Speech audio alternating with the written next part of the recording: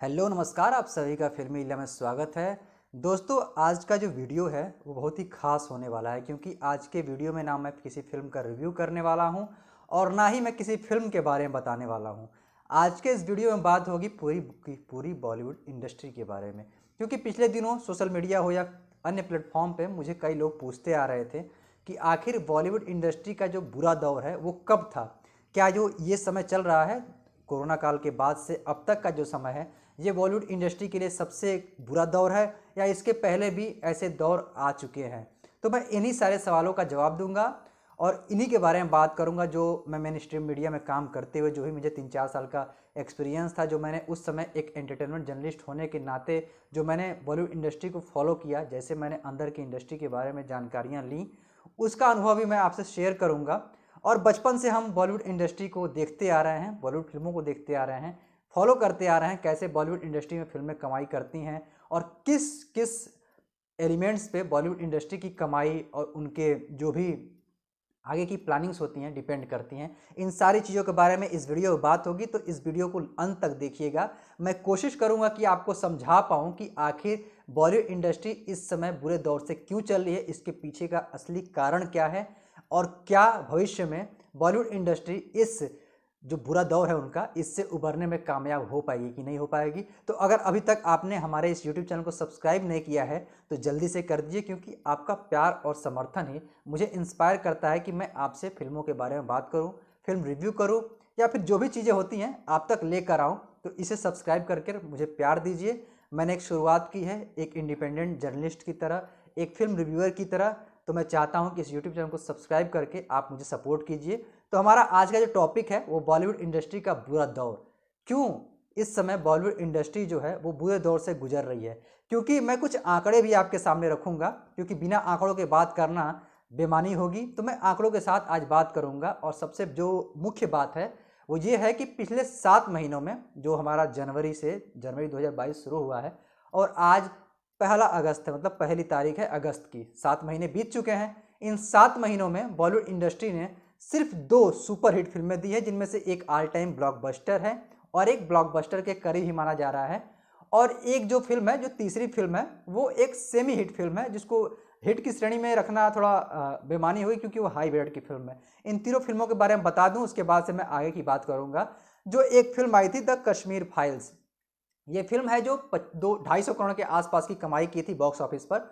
इस फिल्म को हिट होने में, ब्लॉकबस्टर होने में एक अलग ही रीजन था, क्योंकि उस समय एक मूवमेंट चला हुआ था द कश्मीर फाइल्स को लेकर। तो उसी मूवमेंट के तहत कश्मीर फाइल्स ने अच्छा व्यवसाय किया था, क्योंकि इस फिल्म की जो ओपनिंग हुई थी वो बहुत ही ठंडी हुई थी, 3 या 4 करोड़ पहले दिन कमाई की थी। लेकिन इस फिल्म ने आगे चलकर एक एक दिन में 19 करोड़ 20 करोड़ की कमाई की थी और ये फिल्म सबको आश्चर्यचकित कर दिया था इस फिल्म ने। तो इस फिल्म का जो कलेक्शन था वो अलग ही मैटर था, क्योंकि उस समय पूरे भारत में लोग इस फिल्म को देखने के लिए, कश्मीर की त्रासदी को देखने के लिए इस फिल्म को देखने जा रहे थे। एक्साइटमेंट थी लोगों में, एक पॉलिटिकल सपोर्ट भी था, पॉलिटिकल मूवमेंट भी चल रही थी, कुछ लोग इसका विरोध कर रहे थे, कुछ लोग सपोर्ट कर रहे थे। तो वो एक अलग सब्जेक्ट था उसके ऑल टाइम ब्लॉकबस्टर होने का। लेकिन उसके बाद एक फिल्म आई थी जिसका नाम था गंगूबाई काठियावाड़ी, उसके पहले आई थी, द कश्मीर फाइल्स के पहले आई थी, लेकिन वो फिल्म भी एक सेमी हिट थी। उस फिल्म ने भी 100 करोड़ के आसपास का आंकड़ा पार किया। आलिया भट्ट की फिल्म थी, उसे संजय लीला भंसाली ने डायरेक्ट किया था। लेकिन उस फिल्म का जो कलेक्शन था वो 100 करोड़ के आसपास का था। कोरोना काल के बाद ही ये जो जो फेज आया था कोरोना काल का, दिसंबर और जनवरी में, उसके बाद ये फिल्म रिलीज हुई थी फरवरी में। तो इस फिल्म को सेमी हिट की श्रेणी में रखा गया है, क्योंकि ये फिल्म का जो बजट था वो बहुत हाई था, 150 करोड़ के आसपास का था। लेकिन ये फिल्म अपने बजट को पार नहीं कर पाई, लेकिन उसके बावजूद कोरोना काल के बाद ये फिल्म रिलीज हुई थी, इसे सेमी हिट की श्रेणी में डाल दिया गया था। इसके बाद जो फिल्म आई जो हिट हुई, उसे सुपर हिट कहा जा रहा है, वो थी भूल भुलैया 2 कार्तिक आर्यन की, जिसे अनीस बज्मी ने डायरेक्ट किया था। इसके साथ ये प्लस पॉइंट था कि ये भूल भुलैया फ्रेंचाइजी की थी और इस फिल्म को लेकर कार्तिक आर्यन ने बहुत मेहनत की थी, बहुत प्रमोशन किया था और ये फिल्म ने सबको सरप्राइज किया। इस फिल्म ने खूब अच्छी कमाई भी की। तो ये फिल्म भी प्रमोशन पे डिपेंड थी। ये फिल्म बहुत अच्छी कमाई की, कार्तिक आर्यन की सबसे बेहतरीन फिल्मों में से एक है कमाई के मामले में। तो ये फिल्म प्रमोशन की वजह से हिट हुई, तो इसे एक सुपर हिट की श्रेणी में रखा गया। तो पिछले 7 महीनों में 2 सुपर हिट फिल्में हुई और एक सेमी हिट फिल्म हुई। इस बीच लगभग 50-60 से अधिक बड़ी फिल्में आई, लेकिन सारी फिल्में धराशायी हो गई। इस साल जो फिल्म आई 7 महीनों में, अजय देवगन की फिल्म आई, अक्षय कुमार की 2-2 फिल्में आई, रणवीर कपूर की फिल्म आई, रणवीर सिंह की फिल्म आई और कई बड़े सुपरस्टार्स की फिल्में आई, लेकिन सारी की सारी फिल्में बॉक्स ऑफिस पर फ्लॉप ही नहीं, डिजास्टर साबित हुई। तो यही कहा जा रहा है कि ये जो समय चल रहा है कोरोना काल के बाद, कोरोना काल के बाद जो समय आया उस समय फिल्में रिलीज नहीं हो रही थी, तो उस समय बॉलीवुड को जज करना मुश्किल था। ओटीटी पे जो फिल्में आ रही थी उसको हम ज़्यादा इसलिए नहीं मैटर करेंगे क्योंकि बॉक्स ऑफिस का जो कलेक्शन होता है वो सबसे उसको ठोस माना जाता है और उसी के हिसाब से जो बॉलीवुड इंडस्ट्री है उसके भविष्य को निर्धारित किया जाता है। तो मैं उसी बारे में बात कर रहा हूँ। तो जो कोरोना काल के बाद से फिल्में आई उन्हें क्या मिला, उन्हें कैसे ट्रीट किया गया, उस आपको बता दूं कि अक्षय कुमार ने कोरोना काल के बाद एक शुरुआत की थी बेल बॉटम को लेकर। बेल बॉटम को थिएटर में रिलीज कराया था, उसमें 50% ऑक्यूपेंसी थी थिएटर्स में, केवल 50% दर्शक जो थे वो थिएटर जा सकते थे। तो उस समय भी जो बेल बॉटम फिल्म आई थी उसने 40 करोड़ के आसपास का व्यवसाय किया था। वो समय भी ठीक था, उस समय 40 करोड़ का मतलब हो गया आपका 120-130 करोड़ के आसपास का कलेक्शन, तो वो समय भी ठीक था। उस समय अक्षय कुमार ने शुरुआत की, उसके बाद से फिर कोविड का मामला बढ़ा, फिर मामला शांत हो गया, लेकिन उसके बाद फिर अक्षय कुमार ने ही एक मूवमेंट, एक मतलब अपना कदम बढ़ाया और उन्होंने सूर्यवंशी को रिलीज करने की अनाउंसमेंट की। दिवाली पर सूर्यवंशी रिलीज हुई। सूर्यवंशी को देखने के लिए लोग भारी मात्रा में थिएटर गए। इस फिल्म ने भी 185 करोड़ के आसपास का व्यवसाय किया। कोविड के तुरंत बाद, दिवाली का समय था, उस समय तुरंत मार्केट खुले थे, सब कुछ खुलने लगा था, तो उस समय सूर्यवंशी ने अच्छा खासा व्यवसाय किया था। और उसके बाद सूर्यवंशी के बाद कोई भी ऐसी फिल्म नहीं आई जिसने बॉक्स ऑफिस पर लोगों को आश्चर्यचकित किया हो। मैं बॉलीवुड की बात कर रहा हूँ, साउथ की बात नहीं कर रहा हूँ, क्योंकि साउथ के ऊपर भी आऊँगा मैं, लेकिन पहले मैं बॉलीवुड की बात करना चाहता हूँ। उसके बाद कोई फिल्म ऐसी आई नहीं। 83 आई थी रणवीर सिंह की, जिससे लोगों को उम्मीदें थी, लेकिन वो भी बॉक्स ऑफिस पर विफल साबित हुई। उस फिल्म ने भी मुश्किल से 90 या 100 करोड़ से भी कम का कलेक्शन किया था। तो कुल मिला जुला कर जो मेरा आंकड़ा बताया, जो मैंने आंकड़े बताए, सिर्फ यही बताने के लिए कहा था कि जो समय चल रहा है ये सच में बॉलीवुड के लिए बुरा समय है। इसके पीछे कई रीजन हैं, मैं उसके बारे में बात कर रहा हूँ, आगे कर रहा हूँ, लेकिन जो मैंने बताया कि पिछले जो साल दिवाली के बाद से और इस समय आप ले लें तो एक उस समय सूर्यवंशी आपको सुपरहिट की श्रेणी में आई थी, और इस साल 2 फिल्में, मतलब 3 फिल्में पिछले एक साल के, लगभग एक साल में 3 फिल्में हिट हुई हैं। और ये कितनी बड़ी बात है। एक समय ऐसा था कि बॉलीवुड इंडस्ट्री में एक साल में 5-5, 6-6 फिल्में 200 करोड़ का आंकड़ा पार करती थी। लगभग 12-13 फिल्में 100 करोड़ का आंकड़ा पार करती थी एक साल में। मैं केवल 100 करोड़ की आंकड़े की बात कर रहा हूँ, हिट की बात नहीं कर रहा हूँ। ये सब फिल्में सुपरहिट होती थी। लेकिन आज जो समय आ गया है, और ऐसा क्यों हो रहा है, क्योंकि मैं अब साउथ से इसका मैं तुलना करना चाहूँगा, क्योंकि साउथ की 2-3 फिल्में ऐसी आई, मास एंटरटेनर फिल्में, जिन्होंने दर्शकों को बहुत ही एक्साइट किया और दर्शक उसे जाकर थिएटर में देख भी रहे हैं। लोग कह रहे हैं कि ओटीटी के आ जाने की वजह से लोग अब इंतजार कर रहे हैं कि 1 महीने बाद तो फिल्में ओटीटी पर आ ही जाएंगी, तो फिर क्यों थिएटर में जाकर देखा।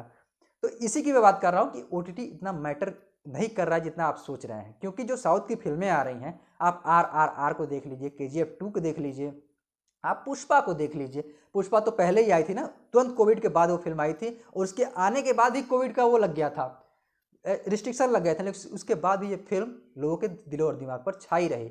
तो सवाल ये है कि एक तरफ साउथ की फिल्में अच्छा व्यवसाय कर रही हैं और दूसरी तरफ बॉलीवुड फिल्में क्यों विफल हो रही हैं। इसी सवाल का जवाब देना चाहता हूं कि साउथ की जो फिल्मों का जो कंटेंट है वो मास अपीलिंग है। जो भी फिल्में आई साउथ की, ऐसा नहीं कि साउथ में गंदी फिल्में नहीं आई, साउथ में भी बहुत ही रद्दी फिल्में आई, ऐसी फिल्में आई जो बॉक्स ऑफिस पर टिक भी नहीं पाई। उनमें मैं 1-2 एग्जाम्पल बता देता हूँ। बीस्ट आई थी, जो बहुत ही बड़े सुपरस्टार की फिल्म थी, अच्छा खासा कलेक्शन कर लिया उसने, लेकिन वो ओहदा हासिल नहीं कर पाया जो बाकी फिल्में कर पाई। एक आचार्य आई थी रामचरण तेजा के, जो RRR फिल्म में थे, वो भी फिल्म अच्छा खासा व्यवसाय नहीं कर पाई। ऐसी कई फिल्में साउथ से भी आ रही हैं जो बहुत ही निहायती घटिया हैं, लेकिन ठीक है, हर जगह फिल्में बनती हैं, हर जगह अच्छी फिल्में आती हैं। लेकिन जो बात चल रहा है कि बॉलीवुड आखिर क्यों साउथ से पिछड़ता जा रहा है ये पिछले कुछ सालों में, बात यही है कि बॉलीवुड वाले जो हैं अभी फ़िलहाल इस तरह का कंटेंट लाने में असफल हुए हैं जो दर्शकों को एकदम टच कर पाए।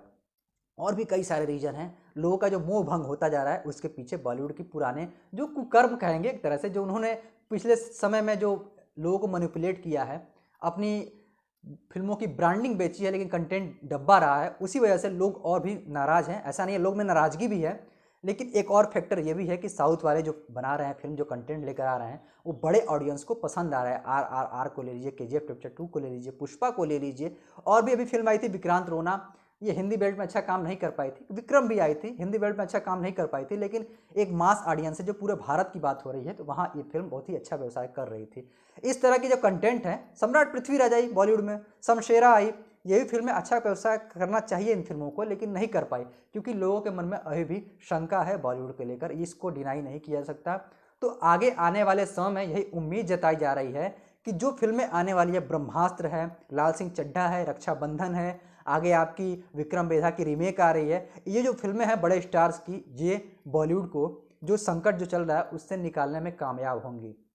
लेकिन ये सवाल जो है ये वाजिब है कि आखिर इतने दिनों में इतनी बड़ी बड़ी फिल्में आई, फिर भी उन साउथ की फिल्मों के सामने टिक नहीं पाई। KGF चैप्टर 2 जब आया था, उसके साथ जर्सी आई थी, उसी के आसपास वो जो आपकी रनवे 34 आई थी अजय देवगन की, वो भी नहीं चल पाई थी। बताइए, अजय देवगन की फिल्म नहीं चल पा रही है, और शाहिद कपूर की फिल्म, जिन्होंने कबीर सिंह जैसी ब्लॉकबस्टर फिल्म थी, उनकी फिल्म नहीं चल पा रही है, 1-2 करोड़ का कलेक्शन कर रही है। क्यों?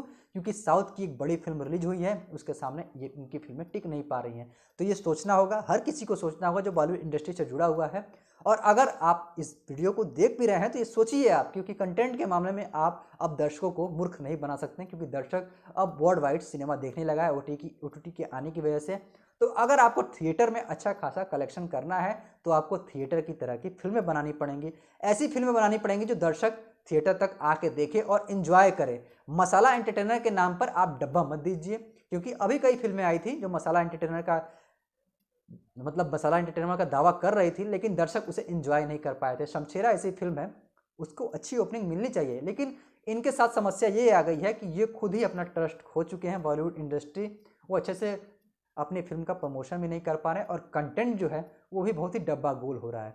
तो यही एक रीज़न है, बहुत बड़ा रीज़न यही है कि कंटेंट के मामले में बॉलीवुड अभी पिछड़ता नजर आ रहा है।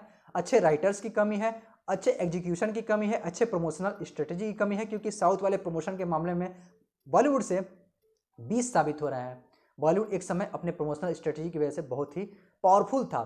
अभी देखिए लाल सिंह चड्ढा आ रही है आमिर खान की, वो कितनी अच्छी स्ट्रेटजी उन्होंने अपनाया है। अब वो इंटरव्यूज़ दे रहे हैं अलग अलग मीडिया संस्थान में, और उनके इंटरव्यूज़ कौन ले रहे हैं? सेलिब्रिटी ही ले रहे हैं। आप एक संस्थान में जाकर देखिए, वहाँ पे अक्षरा सिंह इंटरव्यू ले रही हैं, कहीं प्रतीक गांधी इंटरव्यू ले रहे हैं। तो अलग अलग संस्थानों में जाके फिर एक नया स्ट्रेटजी आमिर खान अपना रहे हैं, जो हर साल वो अपनाते हैं। तो अब देखना है, कुछ दिन का समय है, 10 दिन का समय है। 11 अगस्त को फिल्म आ रही है लाल सिंह चड्ढा और रक्षाबंधन। ये फिल्म इंपॉर्टेंट है। अगर ये फिल्म अच्छा व्यवसाय करती है, अगर इस फिल्म को देखने भारी मात्रा में, इन दोनों फिल्म को देखने भारी मात्रा में दर्शक आते हैं, तो मैं दावे के साथ कह सकता हूं कि आगे आने वाली फिल्में जो ब्रह्मास्त्र आ रही है उसमें भी अच्छे खासे ऑडियंस आएंगे, क्योंकि एक स्पार्क की ज़रूरत है। भले ही कई सारी फिल्में आई हैं, लेकिन वो स्पार्क नहीं मिल पा रहा है। वो बड़े जो ट्रस्ट है दर्शकों का वो गायब है, और लोग उम्मीद कर रहे हैं कि बड़े जो उनके जो ट्रस्ट वर्दी एक्टर हैं वो अच्छी फिल्में लेकर आएंगे जिन्हें दर्शक देखने जाएंगे। तो अभी जो रीजन मैंने बताया, ये सच्चाई है कि बॉलीवुड में दर्शकों का विश्वास खोया है। और भी आंकड़े आपको बताएं, इस साल कि जो छोटा मोटा एक और आंकड़ा बताया हूँ कि इस साल की जो सबसे ज़्यादा कमाई करने वाली फिल्म है वो KGF चैप्टर 2 है। हिंदी में बात कर रहा हूँ, लेकिन ये साउथ की फिल्म है, लेकिन हिंदी बेल्ट में इसने 450 करोड़ की कमाई की है। वहीं RRR को देख लीजिए, लगभग 300 करोड़ की कमाई की है हिंदी बेल्ट में। अभी आपकी फिल्म आई थी कश्मीर फाइल, उसने 250 करोड़ की कमाई की है। भूल भुलैया 2 ने 185 करोड़ की कमाई की है। तो जो बीट कर रहा है, जो लीड कर रहा है, वो है आपकी 2 साउथ की फिल्में हिंदी बेल्ट में लीड कर रही हैं। ये शर्मनाक बात है कि बॉलीवुड फिल्मों, ये शर्मनाक बात इसलिए है क्योंकि बॉलीवुड की जो फिल्में बड़ी बड़ी आई वो अच्छा व्यवसाय नहीं कर पाई, और जबकि साउथ की फिल्में हिंदी में इतना अच्छा व्यवसाय कर रही हैं। अच्छी बात है, इससे भारतीय सिनेमा का और वर्चस्व बढ़ रहा है, ऐसी फिल्में बन रही है, कंपटीशन बढ़ रहा है, लेकिन इससे बॉलीवुड को सीखना चाहिए। तो आज के इस वीडियो में मैंने ये सब सारी चीज़ें बताई। अगर आपको ये वीडियो पसंद आया हो, आपको लग रहा है, आपको भी ऐसा लग रहा है कि बॉलीवुड में ऐसी चीज़ें हो रही हैं और बॉलीवुड का बुरा समय चल रहा है, जो भी मैंने आंकड़े बताए बहुत ही फैक्चुअल आंकड़े हैं, और आप चाहते हैं कि ऐसे वीडियो मैं लेकर आऊँ, विस्तार में आपसे बातें करूँ इस तरह की, और भी कई सारे मुद्दे हैं बॉलीवुड को लेके, पूरी फिल्म इंडस्ट्री को लेके, साउथ की इंडस्ट्री को लेके, तो मैं आपसे बात करूंगा, ऐसा ही वीडियो लेकर आऊँगा। और ये वीडियो काफ़ी लंबा हो गया है, लेकिन मुझे उम्मीद है कि आप इस वीडियो को प्यार देंगे, इसे अधिक से अधिक शेयर करेंगे, और इस वीडियो में बताई गई बातों को आप लोगों तक पहुँचाएँगे। हमारे इस चैनल को, फिल्मी लीला को ऐसे ही प्यार देते रहेंगे। और मैं आप तक ऐसे ही वीडियो लेकर आता रहूँगा। तो फिल्मी जगत की जो भी रिव्यू वाले वीडियो होंगे या फिर अन्य जानकारी की वीडियो होंगे या फिर ऐसे डिस्कशन वाले वीडियो होंगे, मैं आप तक लेकर आता रहूँगा, वादा है मेरा। बस आप प्यार देते रहिए, इस चैनल को सब्सक्राइब करते रहिए, हमारे वीडियो शेयर करते रहिए। अभी मिलते हैं, अभी के लिए सिर्फ इतना ही। अगले मुद्दे पे अगला डिस्कशन होगा। आप अगर चाहें तो हमारे कमेंट बॉक्स में बता सकते हैं कि आप किस मुद्दे पर डिस्कशन चाहते हैं, किस मुद्दे पर मेरी राय चाहते हैं, मैं बिल्कुल दूंगा। और अभी के लिए सिर्फ इतना ही, फिर मिलेंगे किसी अगले वीडियो में, तब तक के लिए टाटा बाय बाय।